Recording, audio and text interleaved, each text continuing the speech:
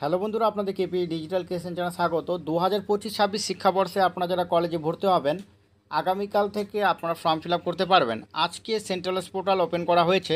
18 তারিখ জুন থেকে আপনারা অনলাইনের মাধ্যমে ফর্ম ফিল আপ করতে পারবেন। কীভাবে আপনারা মোবাইলের সাহায্যে ফর্ম ফিল আপ করবেন তার সম্পূর্ণ প্রসেস নিয়ে আগামীকাল অবশ্যই একটি ভিডিও পোস্ট করব।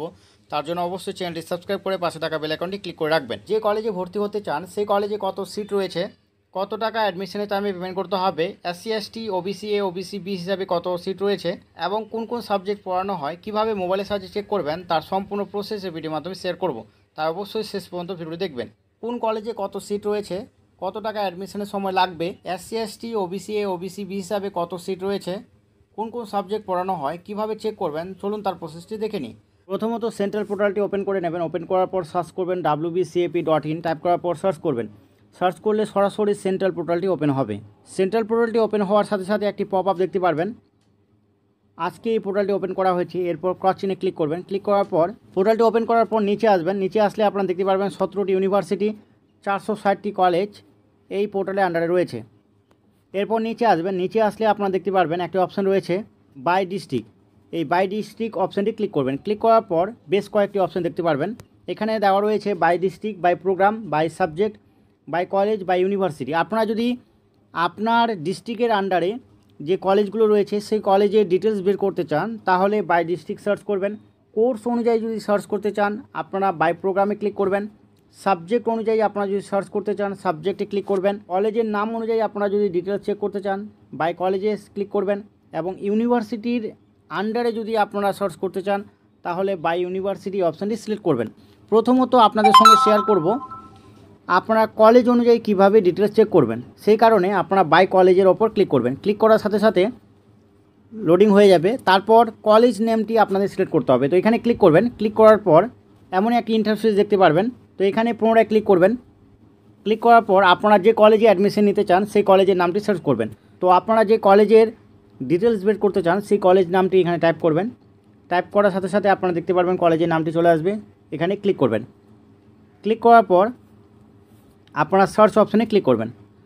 সার্চ অপশানে ক্লিক করার সাথে সাথে লোডিং হবে। এর নিচে আসলে আপনারা দেখতে পারবেন পরপর কোর্স এখানে দেওয়া রয়েছে।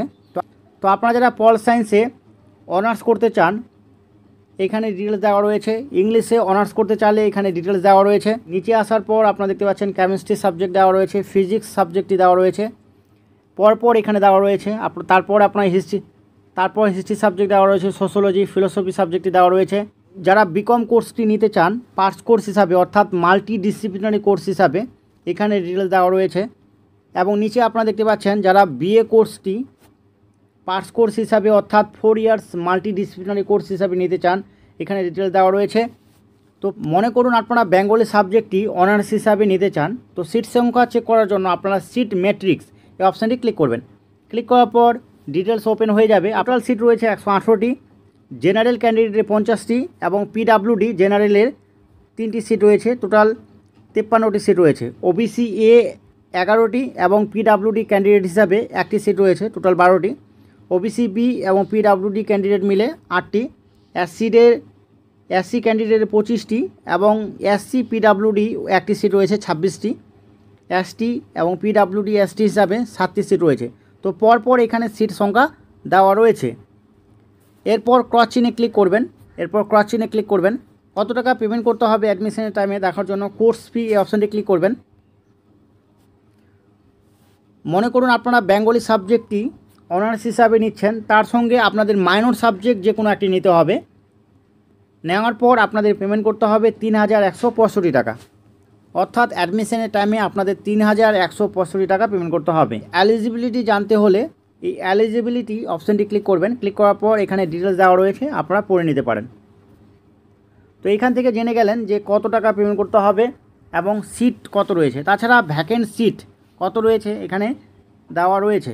আপনারা যদি পাস কোর্সে দেখতে চান বিএ কোর্সের, তো একইভাবে সিট মেট্রিক এই অপশানটি ক্লিক করবেন। ক্লিক করার পর এখানে দেওয়া রয়েছে দেখতে পাচ্ছেন।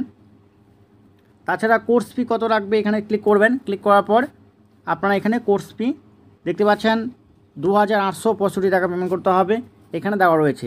এই টাকাটি অবশ্যই আপনাদের অনলাইনে পেমেন্ট করতে হবে। অফলাইনের কোনো রকম সুযোগ নেই, শুধুমাত্র অনলাইনে পেমেন্ট করতে হবে। তো এইভাবে আপনারা কলেজ ওয়াইজ সার্চ করে নিতে পারেন। তাছাড়া আপনারা যদি ডিস্ট্রিক্ট ওয়াইজ সার্চ করতে চান, এক্ষেত্রে আপনারা এখানে ডিস্ট্রিক্ট সিলেক্ট করে নেবেন। তো ক্লিক করার পর ডিস্ট্রিক্ট সিলেক্ট করবেন। সিলেক্ট করার পর তারপর ডিস্ট্রিক্ট নেম এখানে সিলেক্ট করবেন। কোন কোর্স নিয়ে পড়তে চান এখানে সিলেক্ট করবেন। ডিস্ট্রিক্ট সিলেক্ট করার পর কোর্স সিলেক্ট করার জন্য এখানে ক্লিক করবেন। 3 বছরে বিএ পাস কোর্স হিসাবে যারা সার্চ করতে চান এখানে ক্লিক করবেন। যারা 3 বছরে বিএ বিএসসি পাস কোর্স নিয়ে ভর্তি হতে চান, সঙ্গে জিওগ্রাফি, ইকোনমিক্স বা অন্যান্য সাবজেক্ট নেবেন, তো সেকেন্ড অপশানে ক্লিক করবেন।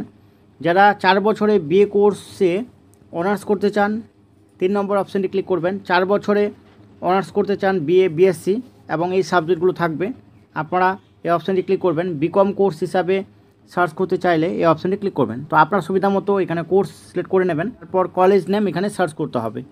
তো কলেজ নামটি এখানে সিলেক্ট করে নেবেন। সিলেক্ট করার পর সার্চ করবেন। সার্চ করার সাথে সাথে আপনারা দেখতে পাচ্ছেন 4 বছরে বিকম কোর্সের ডিটেলস এখানে চলে এসেছে। তারপর সিট ম্যাট্রিক্স, কোর্স ফি, সমস্ত ডিটেলস চেক করে নিতে পারেন। সবথেকে বেস্ট হবে আপনারা কলেজ অনুযায়ী সার্চ করুন।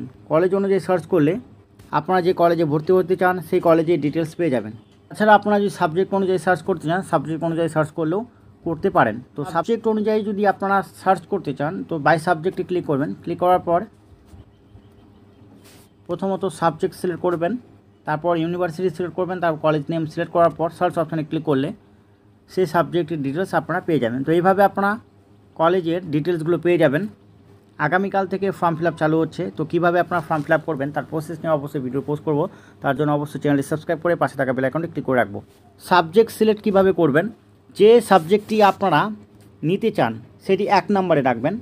মনে করুন আপনারা কালীপদ ঘোষতরা মহাবিদ্যালয়ে ভর্তি হতে চান, সেই কলেজে বেঙ্গলি অনার্স আপনারা নিয়ে পড়তে চান, সেই কারণে সেটি 1 নম্বরে রাখবেন। তারপর বেঙ্গলি সাবজেক্টটি যদি আপনারা না পান তাহলে যে সাবজেক্টটি আপনারা নিতে চান সেই সাবজেক্টটিকে আপনারা 2 নম্বরে রাখবেন। তো এইভাবে আপনারা 2, 3, 4, 5, 6, 7 এভাবে পরপর সিলেক্ট করতে থাকবেন। প্রথম অ্যাডমিশন লিস্টে আপনারা যদি 1st নাম্বারে যেটি সিলেক্ট করেছেন সেই সাবজেক্টটি চান্স পেয়ে যান তাহলে সেটি আর চেঞ্জ করতে পারবেন না।